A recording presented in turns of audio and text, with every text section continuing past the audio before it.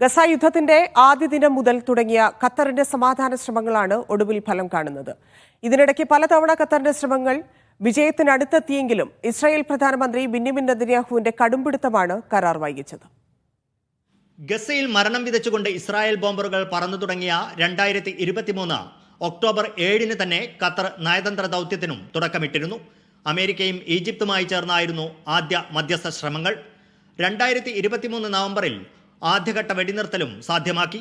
ആദ്യം 4 ദിവസവും പിന്നീട് 3 ദിവസത്തേക്കും നീട്ടിയ വെടിനിർത്തൽ കരാർ ഗസയിലെ ലക്ഷങ്ങൾക്ക് ആശ്വാസമായി മാറി. വിദേശികൾ ഉൾപ്പെടെ 100-നടുത്ത് ബന്ദികളെ ഫലസ്തീൻ തടവുകാർക്ക് പകരമായി മോചിപ്പിക്കുകയും ചെയ്തു. അമേരിക്കൻ വിദേശകാര്യ സെക്രട്ടറി ആന്റണി ബ്ലിങ്കൻ ഖത്തറിലും ഇസ്രായേലിലുമായി ഒരു വർഷത്തിനിടെ ഡസനിലേറെ തവണ പറന്നു. മധ്യസ്ഥ ശ്രമങ്ങളുടെ പേരിൽ ഖത്തറിനെയും പ്രതിരോധത്തിലാക്കാൻ ഇസ്രായേൽ ശ്രമം നടത്തി. എന്നാൽ അന്താരാഷ്ട്ര വേദികളിൽ ഉൾപ്പെടെ ഗസയിൽ വെടിനിർത്തലിനും മാനുഷിക സഹായം എത്തിക്കുന്നതിനും ഖത്തർ നിലകൊണ്ടു. 1500ഓളം ഫലസ്തീനികളെ ഖത്തറിലെത്തിച്ച് ചികിത്സ നൽകി.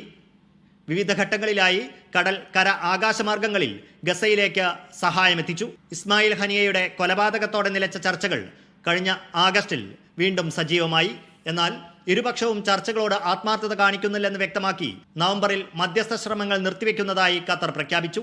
അമേരിക്കയിൽ ട്രംപിന്റെ വിജയത്തോടെ ഖത്തർ നടത്തിയ ശ്രമങ്ങൾ ഒടുവിൽ ലക്ഷ്യത്തിലെത്തി. Media 1 Doha.